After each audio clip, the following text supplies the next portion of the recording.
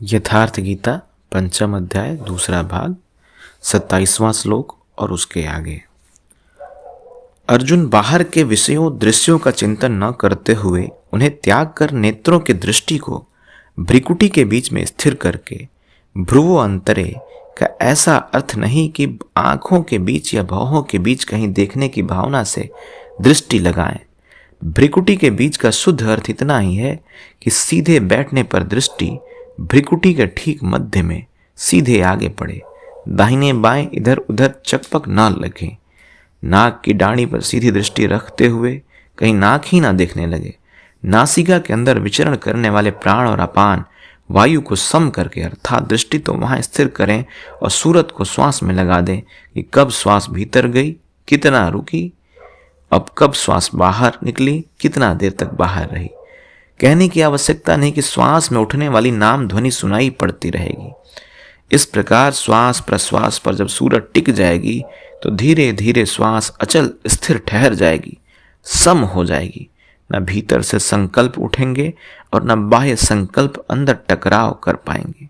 बाहर के भोगों का चिंतन तो बाहर ही त्याग दिया गया था, भीतर भी संकल्प नहीं जागृत होंगे। सूरत एकदम खड़ी हो जाती है, तैल धारावत।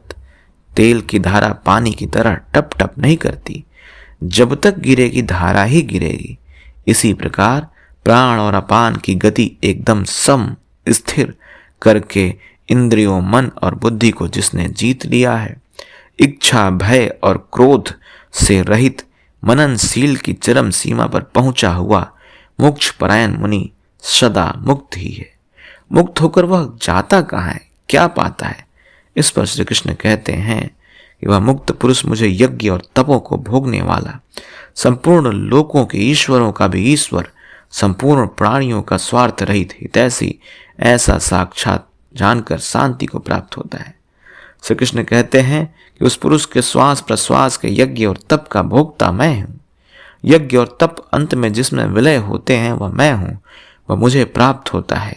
यज्ञ के अंत में जिसका नाम शांति है वह मेरा ही स्वरूप है।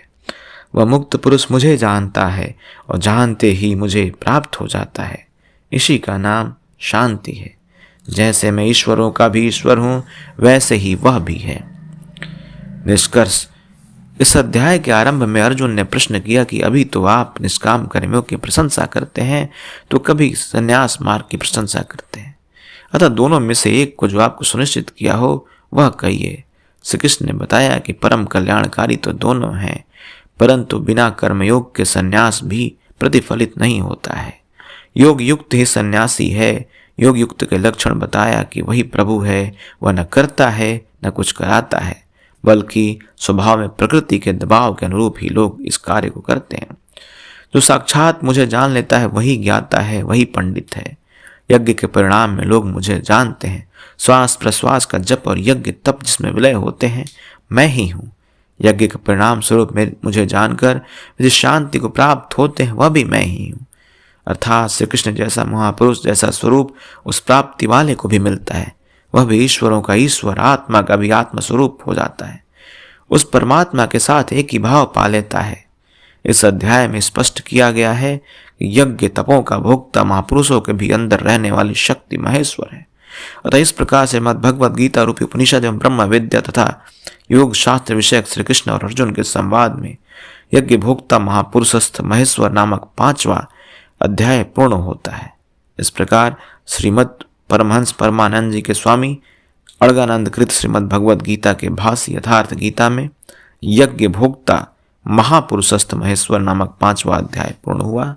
हरि ओम तत्सत, हरि ओम तत्सत।